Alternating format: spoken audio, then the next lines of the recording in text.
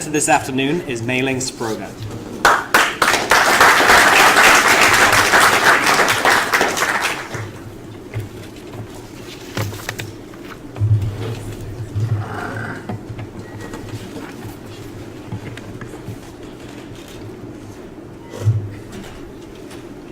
Good afternoon. My name is Mei-Ling Sproger. I'm a communications major, and to fulfill my internship experience, I am a political campaign manager in a local city council race in Federal Way. I have been involved with civic engagement programming, community volunteering, and political campaigns for over 5 years. Since last January, I have been exploring the problem of low voter turnout, specifically of naturalized immigrants under the supervision of Dr. Ji-Hoon An. Throughout this research and my experience with campaign work, I have gauged some of the negative impacts low voter turnout has on communities. During this presentation, we are going to, 1, learn about the broad issue of low voter turnout. 2, look at how low immigrant voter turnout impacts localities through my experience in Federal Way. And 3, explore a possible strategy to increase their turnout, and of course, general turnout as well. Low voter turnout, although is commonly talked about through the lens of the United States, is actually a global issue. Countries all around the world deal with this problem. For example, the Pew Research Center compiled recent election turnout results from across the globe and found turnout varies from Switzerland, which had 39% turnout in 2015, compared to Belgium, which had 87% turnout in 2014. And while different histories, localities, politics, and democratic structures play a role, and along with mandatory voting laws determining if it's high or low, strategies from other countries can still have a positive impact. Finding a strategy that is cost-effective can increase, and they can modify and increase and modify. On the map here in blue is what are true democracies. True democracies resemble the kind of election process we have in the United States.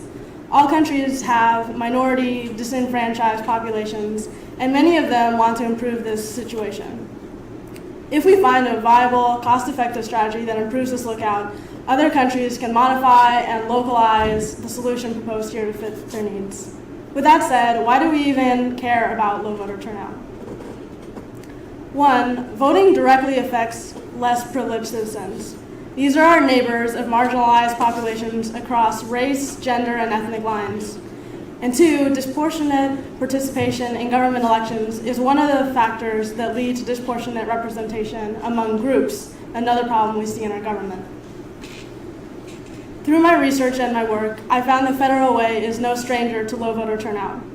As a campaign manager, I am tasked in knowing the demographics of the city to best strategize how to mobilize voters in the area. In Federal Way, the demographics look like this. The city has over 95,000 residents and is one of the most ethnically diverse cities in Washington state. According to the 2010 U.S. Census, 57% of the population is white, 10% is Black or African American, 14% is Asian, and 8% other. There are over 111 different languages spoken throughout the Federal Way Public School District. Now, what does this diversity mean for a campaign manager like myself? In order to narrow down how diversity presented in Federal Way affected the campaign, I chose to focus on one group that I felt had the potential impact to have a sizable difference: the Korean American population.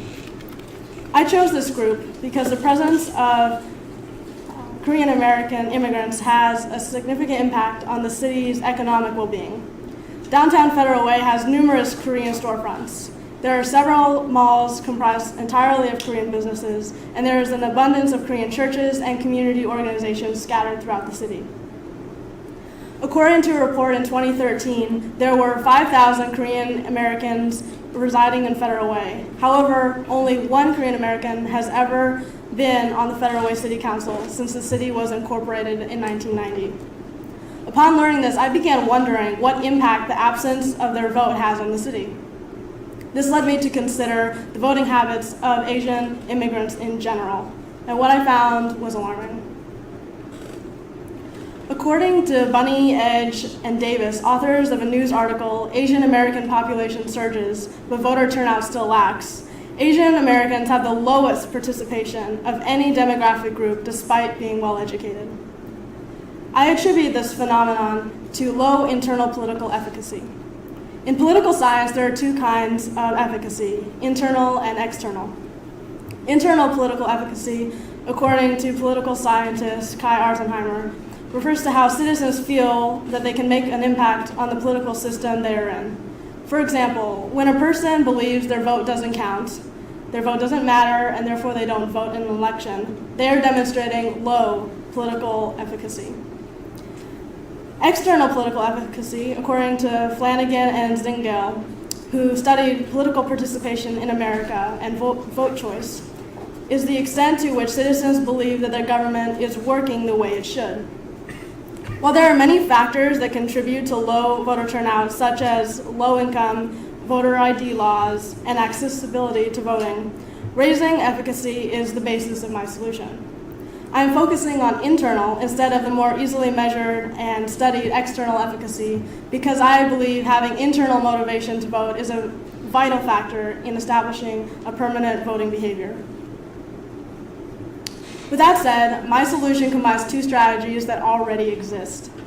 The first strategy has recently been experimented with in different cities and it is in taking advantage of influencing how community-based organizations have with who they serve to encourage civic participation. The second strategy has to do with using the proven benefits associated with having a basic civics education. I propose that community-based organizations offer courses such as mock government workshops that could reach middle and high school aged youth in addition to adults. Citizens could then learn about the democratic process, therefore increasing the chance they feel capable to vote. The main benefit of using community-based organizations is that they inherently break down barriers that local governments face when trying to reach out to residents that come from a different culture, country, or speak a different language.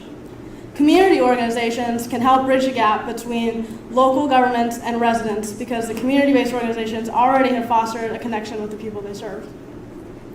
The ability these organizations demonstrate to connect with the eligible voter has shown to be quite effective in mobilizing citizens. According to the Nonprofit Information Networking Association, voters contacted by nonprofits were 17% more likely to vote than those not contacted. Therefore, I surmise that in the case of immigrant citizens, they would potentially be more likely to vote if community-based organizations interacted with them, especially if they share a cultural or ethnic background. Along the same lines, as a trained campaign manager, one of the first things I learned was that person-to-person, face-to-face interaction is the most likely form of voter contact to yield votes for a candidate. Each community is unique and has different deficits when it comes to supporting their citizens' ability to vote. Along with the community organization's aptitude to connect with its participants on a close level, they also know what resources they need to make the voting process less costly. Unlike sometimes distant governments, community organizations can gauge exactly how unique needs can be met. Overall, the belief is that the element of trust, which exists between an organization and its participants, leads to the participant becoming more conducive to learning and potentially the creation of a new norm, one that normalizes the act of voting. Of course, raising the level of internal political efficacy and getting a citizen to vote is one thing. It's a whole different ballgame if the person doesn't know how the process of electing officials work. This is especially applicable to new citizens who more likely than not are unfamiliar with the American election process due to the sheer number of ways the processes vary. For instance, in some states you go to the polls, in others it's all vote by mail, and in different counties they have different ballot formats. Therefore, we need to inform citizens through accessible, basic civic education.